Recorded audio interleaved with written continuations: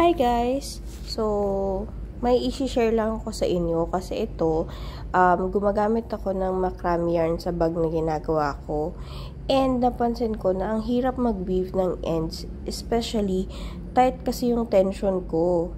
So, ang gagawin ko, halfway before ko matapos yung row, ikakabit ko na yung yarn by weaving in yung yarn sa mga stitches ko.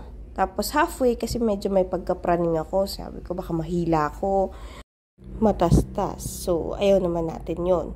And then, isa pa sa kaartihan ko sa buhay is ayaw ko nagkakat muna agad ng yarn hanggat hindi ko pa natatapos yung mga projects ko. So, nakaisip din ako ng paraan.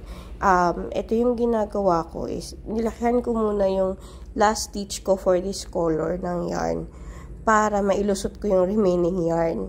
Kasi may minsan, ayoko pala yung count ng rows ko before ako mag-change.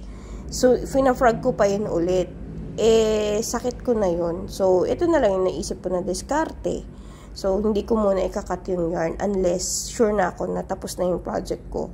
So, since naka-weave naman na yung ends, kakat-kat ko na lang din naman yan. So, wala na ka maging problem doon. So, continue as usual lang ako. Tapos, kagaya sa ibang mga pag-change ng color or ng yarn, i-insert ko lang yung hook ko dun sa stitch na yon. Tapos, magpupula-palup ako to finish yung pinaka last stitch ng previous color natin. Tapos, yan na.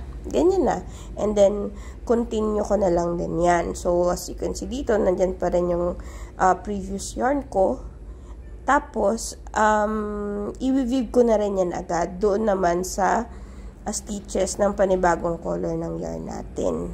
So, ganyan lang. Ilalagay ko lang siya sa likod ulit. I-weave ko siya sa mga stitches para tapos na ako. And then, kakat ko na lang siya kapag okay na ako talaga sa project ko at the end. So, yan lang. Share ko lang sa inyo. Baka lang isa to sa mga kinaiinisan nyo din sa mga projects nyo na yung pag-weave ng ends.